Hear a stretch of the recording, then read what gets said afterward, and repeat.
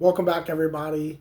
I am just getting up, getting ready for work, just got out the shower, ready for my day to get started, and I'm starting my day off with the Bible. I like how this is kind of becoming a part of my normal routine.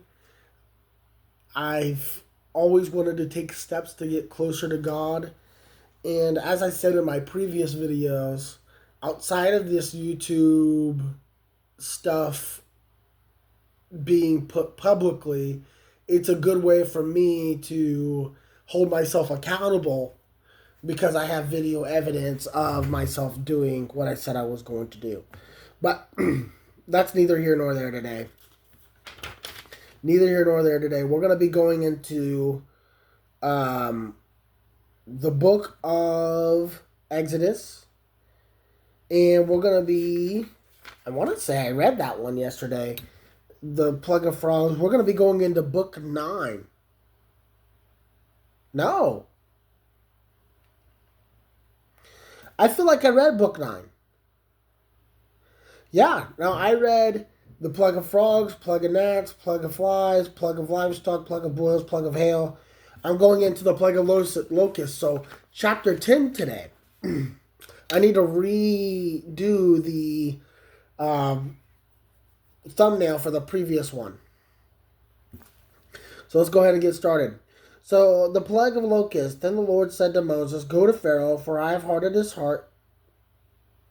Now, if you've been following along with me, I do not take too kindly to the fact that God hardened this heart. I've likened it to, imagine you get pulled over, you know you don't have drugs in your car.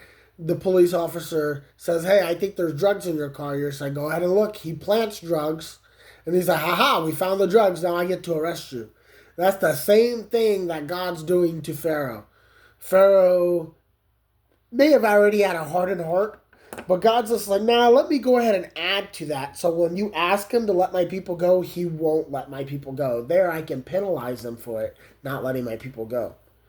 So, the plague of locusts. Then the Lord said to Moses, "Go to Pharaoh, for I have hardened his heart and the hearts of his officials, so that I may perform these signs of mine among them, that you may tell your children and grandchildren how I dealt harshly with the Egyptian, and how I performed my signs among them, and that you may know that I am the Lord." So it seems like God's doing this as more of a showing of his power.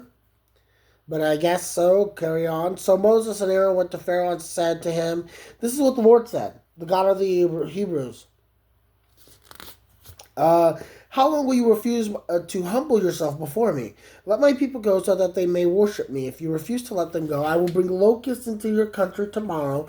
They will cover the face of the ground so that it cannot be seen. They will devour what little you have left after the hail, including every tree that has grown in your fields.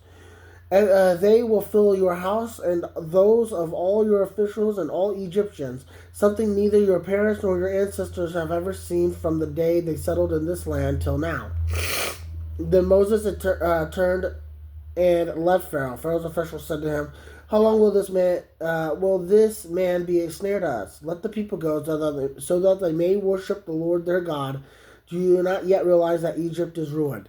Yeah, I mean, at this point, you would think that the Pharaoh would say, "Just take them. You know, Egypt has been crushed and crushed and crushed and hit and hit and hit. Let them go." But God's like, "Nah, nah, nah, nah. I'm going to keep you stubborn. I'm going to keep you right where you're at." Then Moses and Aaron were brought back to Pharaoh. Here we go. "Go worship the Lord your God." And he said, "But tell..." Excuse me. Pardon me. That sneeze snuck up on me. Where was I? Then Moses and Aaron were brought back to the Pharaoh. "Go worship your Lord God. Go worship the Lord your God," he said. "But tell me who will be going." Moses answered, "We will go with our young and our old, with our sons and our daughters, and with our flocks and our herds, because we are to celebrate a festival to the Lord." Pharaoh said, "The Lord be with you if I let you go, along with your women and children." Clearly you are bent on evil. No. Have only the men go and worship the Lord, since that's what you have been asking for. Then Moses and Aaron were driven out of Pharaoh's presence. And the Lord said to Moses, "Stretch out your hand over Egypt so that the locusts swarm over the land and devour everything growing in the fields, everything left by the hail." So Moses stretched out his hand, his staff over Egypt, and the Lord made an east wind blow across the land all that day and all that night. By morning, the wind had brought the locusts. They invaded all Egypt and settled down in every area of the country in great numbers. Never before had there been such a plague of locusts, nor will there ever be again. They covered all the ground until it was black. They devoured all that was left after the hail, everything growing in the fields and the fruits on the trees. Nothing green remained, or tree or plant. Nothing green remained on tree or plant in all the land of Egypt. Pharaoh quickly summoned Moses and Aaron and said, "I have sinned against the Lord your God and against you. Now forgive my sin once more, and pray to the Lord your God to take this deadly plague away." Moses then left Pharaoh and prayed to the Lord, and the Lord changed the wind to a very strong west wind, which caught up the locusts and carried them into the Red Sea. Not a locust was left anywhere in Egypt, but the Lord hardened Pharaoh's heart, and he would not let the Israelites go.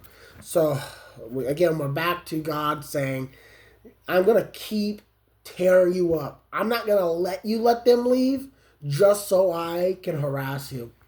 That's what's happening here. Just so I can show you who's boss. The plague of darkness. Then the Lord said to Moses, "Stretch out your hand toward the sky so darkness spreads over Egypt. Darkness can be felt. A darkness that can be felt." So Moses stretched out his hand toward the sky, and total darkness covered all Egypt for 3 days. No one could see anyone else or move about for 3 days. Yet all the Israelites had light in the places they had lived. Then Pharaoh summoned Moses and said, "Go worship the Lord. Even your women and children may go with you. Only leave your flocks and herds behind." But Moses said, "You must allow us to have sacrifices and burnt offerings to present the Lord our God. Our livestock too must go with us. Not a hoof is to be left behind. We have to use some of them in worshiping the Lord our God. And until we get there, we will not know what we are to use to worship the Lord." But the Lord hardened Pharaoh's heart, and he was not willing to let them go. Pharaoh said to Moses, "Get out of my sight. Make sure you do not appear before me again. The day you see my face, you will die." "Just as you say," Moses replied. "I will never appear before you again." Okay? The plague of the firstborn. Now, I actually do know this. I know that the firstborn son of everybody dies, at least all the Egyptians. So, again, God hardened his heart, Pharaoh's heart, so that God can kill his son. Is that just? Let's carry on. The plague of the firstborn, chapter 11. Now the Lord had said to Moses, "I will bring one more plague on Pharaoh and on Egypt. After that, he will let you go from here, and when he does, he will drive you out completely. Tell the people that men and women alike are to ask their neighbors for articles of silver and gold." The Lord made Egyptians favorably disposed toward the people, and Moses himself was highly regarded in Egypt by Pharaoh's officials and by the people. So Moses said, "This is what the Lord says: About midnight, I will go through Egypt. Every firstborn son in Egypt will die, from the firstborn son of Pharaoh who sits on the throne to the firstborn son of the female slave who is at her handmill, and all the firstborn of the cattle as well. There will be a loud wailing throughout Egypt, worse than there has ever been or ever will be again. Among the Israelites, not a dog will bark at any person or animal. Then you will know that the Lord makes a distinction between Egypt and Israel." So yeah, there's that theme of favoritism again. Not these people, but these people. Or not those people, but these people. All these officials of yours will come to me, bowing down before me, saying, "God, you and all the people who follow you, Go, you and all the people who follow you. After that, I will leave." Then Moses, hot with anger, left Pharaoh. The Lord said to Moses, "Pharaoh will refuse to listen to you so that my wonders may be multiplied in Egypt." Moses and Aaron performed all these wonders before Pharaoh, but the Lord hardened Pharaoh's heart, and he would not let the Israelites go out of his country. So that's amazing. Oh my goodness, this is a very, very, very long section. Maybe I can bust out this next section and then we'll call it. So it's actually chapter 12. It's called the Passover and Festival of Unleavened Bread. Unleavened. Leavened? Leavened? I'll have to look it up after this. I don't want to waste any more time. Let's get right to it. It says, Chapter 12, the Lord said to Moses and Aaron in Egypt, "This month is to be for you the first month of your year. Tell the whole community of Israel that on the 10th day of this month, each man is to take a lamb for his family, one for each household. If any household is too small for a whole lamb, they must share one with the nearest neighbor, having taken into account the number of people there are. You are to determine the amount of lamb needed in accordance with what each person will eat. The animals you choose must be year-old males without defect, and you may take them from the sheep or the goats. Take care of them until the 14th day of the month, when all the members of the community of Israel must slaughter them at twilight.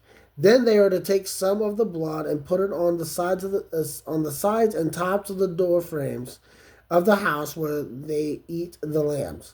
That same night they are to eat the meat roasted over the fire, along with bitter herbs and bread made without yeast. Do not eat the meat raw or boiled in water, but roasted over a fire with the head, legs, and internal organs. Do not leave any of it till morning. If some is left till morning, you must burn it. This is how you are to eat it: with your cloak tucked into your belt, your sandals on your feet, and your staff in your hand. Eat it in haste. It is the Lord's Passover. On the same night I will pass through Egypt and strike down every firstborn of both people and animals, and I will bring judgment on all gods of Egypt, or all the gods of Egypt. I am the Lord. The blood will be a sign for you on the houses where you are, and I will see the blood, and I will pass over you. No destructive plague will touch you when I strike Egypt. This is a day you are to commemorate. For the generations to come, you shall celebrate it as a festival to the Lord, a lasting ordinance. For 7 days you are to eat bread without yeast. On the first day, remove the yeast from your house. For whoever eats anything with yeast in it from the first day through the 7th must be cut off from Israel. Wow. On the first day, hold a sacred assembly, and another one on the 7th day. Do not work at all on these days except to prepare food for everyone to eat.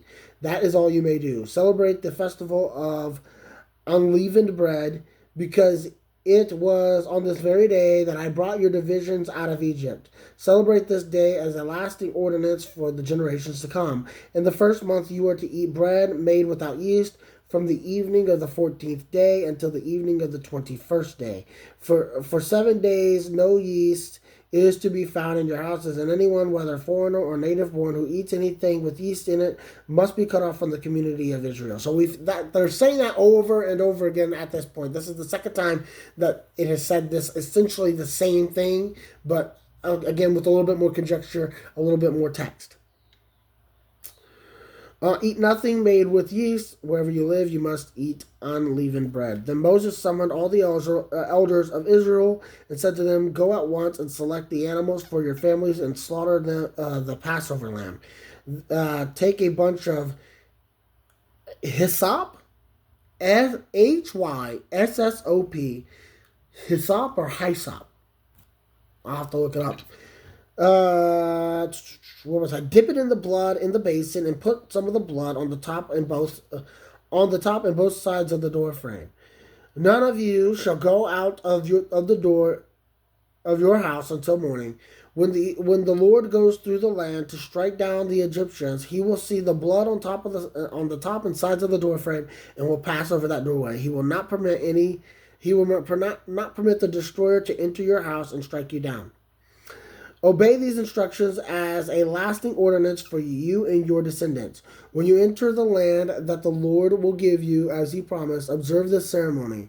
And when your children ask you, what does the ceremony mean to you? Tell them it is the Passover sacrifice to the Lord, who passes over the houses of the Israelites in Egypt, spared our homes when he struck down the Egyptian. Then the people bowed down and worshipped. The Israelites did just what the Lord commanded Moses and Aaron. So my question would be, why doesn't God have this same level of interaction and communication with anybody else? Because if I'm an Egyptian back in the day and God comes to me and says, do all these things, I'm hearing an audible voice, a bush is on fire, snakes or staffs are turning into snakes, water's turning into blood, I would personally have no reason to not believe something like that. I would immediately grovel at the power of this sovereign God. But let's carry on. At midnight, the Lord struck down all the firstborn in Egypt, the firstborn of the Pharaoh who sat on the throne, the firstborn of the prisoner who was in the dungeon, the firstborn of all the livestock as well. Pharaoh and all his officials and all the Egyptians got up during the night, and there was a loud wailing in Egypt, for there was not a house without someone dead. So, killing, murder, all amazing. We're almost done. We got the Exodus, Passover restrictions, and then that will end at chapter 12 here. Let's get into the Exodus here. Long section this one is, but we're almost there. It says, during the night Pharaoh summoned Moses and Aaron and said, up, leave my people, you and the Israelites, go worship your God as you have requested. Take your flocks and herd as you have said, and go, and also bless me. The Egyptians urged the people to hurry and leave the country, for otherwise they said, we will all die.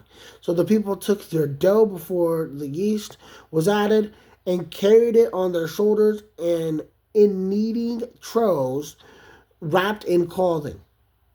The Israelites did as Moses instructed and asked the Egyptians for articles of silver and gold and for clothing. The Lord had made the Egyptians favorably disposed toward the people, and they gave them what they asked for. So they plundered the Egyptians. So I thought, never mind, let me not get into that right now. The Israelites journeyed from Ramesses to Succoth. They were about 600,000 men on foot, besides women and children. Many other people went up with them, and also large droves of livestock of both flocks and herds. With the dough the Israelites had brought from Egypt, they baked loaves of unleavened bread. The dough was without yeast because they had been driven out of Egypt and did not have time to prepare food for themselves. Now the length of time the Israelite people lived in Egypt was 430 years. At the end of the 430 years, to the very day, all the Lord's divisions left Egypt. Because the Lord kept vigil that night to bring them out of Egypt, on this night all the Israelites are to keep vigil to honor the Lord of the generations for the generations to come. So Passover restrictions, there's a little bit left here, and we'll wrap this up here. The Lord said to Moses and Aaron, these are the regulations for the Passover meal. No foreigner may eat it. Any slave you have bought may eat it after you have circumcised him, but a temporary resident or hired worker may not eat it. It may be eaten inside the house. Take none of the meat outside of the house. Do not break any of the bones. The whole community of Israel must celebrate it. A foreigner residing among you who wants to celebrate the Lord's Passover must have all the males in his household circumcised.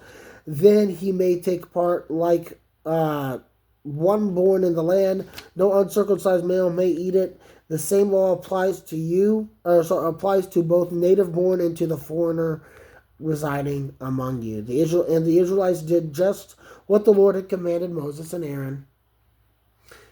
And on that very day, the Lord brought the Israelites out of Egypt by their divisions. So that ends chapter 12. So I'm going to call it there. I will say that as far as the plundering, taking all the stuff that belongs to Egyptians, that seems very materialistic. It's not something that I would have initially envisioned God instructing them to do, because what does that gold, what does that money have to do with really anything? But we'll continue on tomorrow. I hope that you appreciated the video. Um, Again, this is more of me cataloging my experience going through the Bible, because I will read this thing front to back. I hope you all have a blessed day. Godspeed.